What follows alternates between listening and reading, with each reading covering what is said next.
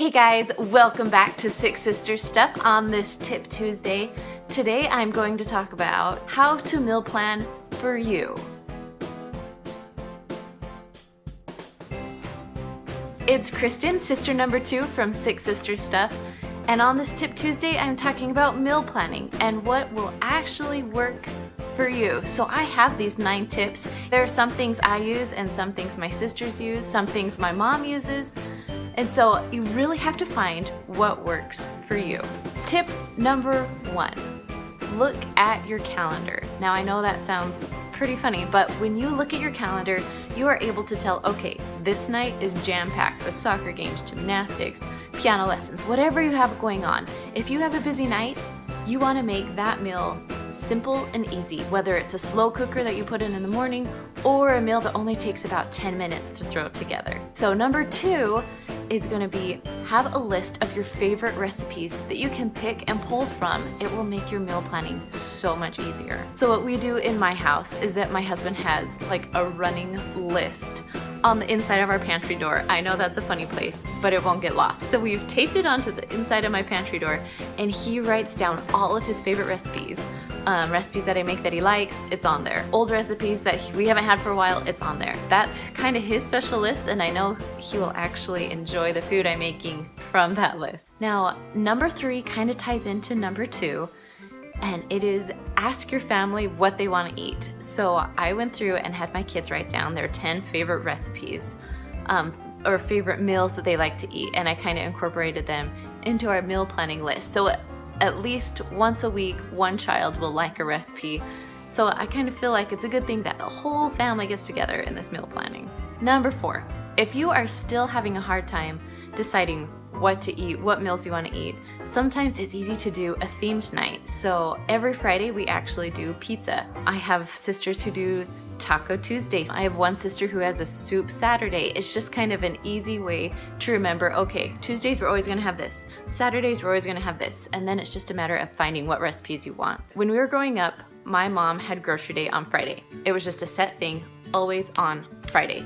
Every single Friday, she was at the grocery store. So it taught me to kind of pick a day and decide, okay, this is the day I'm going shopping. I need to plan for this week. If you do not plan, you're gonna end up going to the grocery store 3 or 4 or 7 days a week, which I know people do, and that's great. But for meal planning, it's so much easier if you just had one shopping list, get it all done at once, and you're done for the rest of the week. You don't have to go back into the store, and that way you'll save a ton of time. For me, I like to do everything on Sunday. I meal plan everything on Sunday, and then I go to the store or I do grocery pickup or grocery delivery on Monday.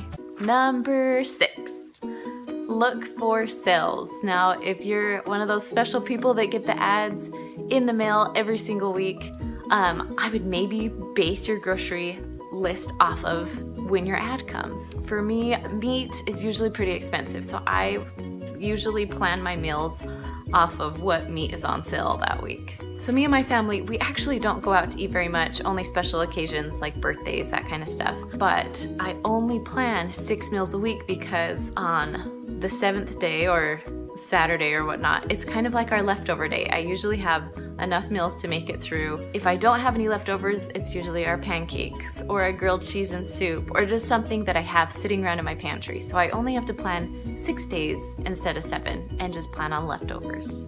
Now with the leftovers, if you know it's gonna be a really big meal, make sure that you put it in 2 days, like on Monday and Tuesday.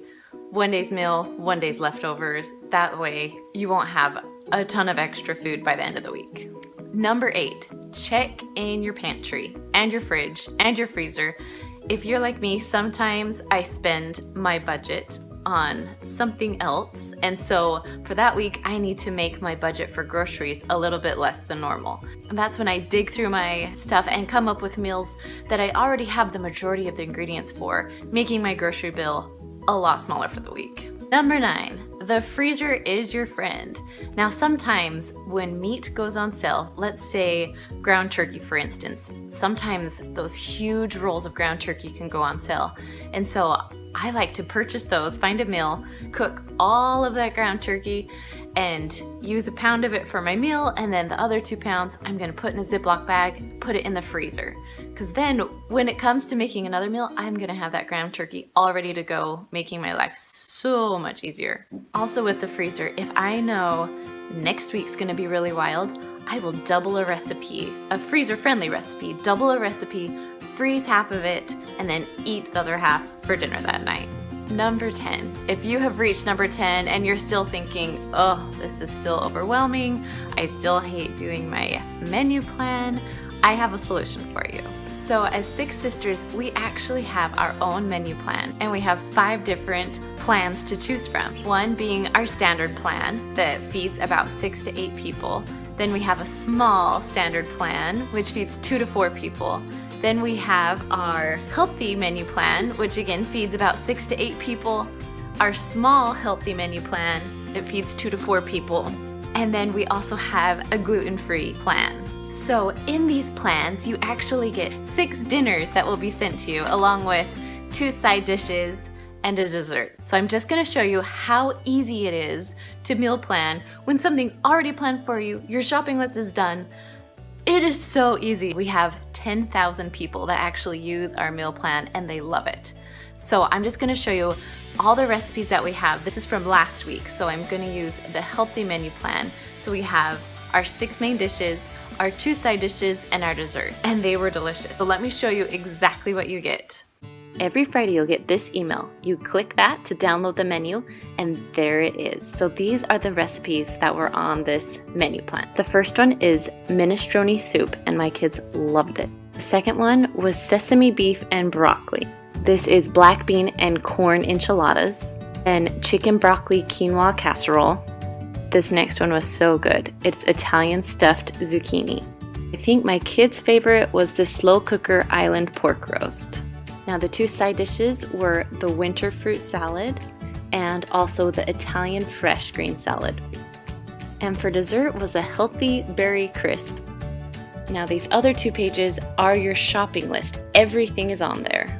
I actually typed mine into a computer, so I used Kroger ClickList here, so then I could just go and pick it up when it was all ready. If you haven't shopped online yet, I highly suggest it. It makes your life so much easier. Now that was my total. It was $133 for 6 healthy meals for 6 to 8 people.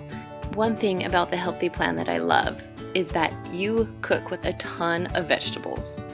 All right, here's some of my recipes. These are the enchiladas, this is the Hawaiian pork, this is the minestrone soup, and of course, I couldn't leave out the dessert because it was good.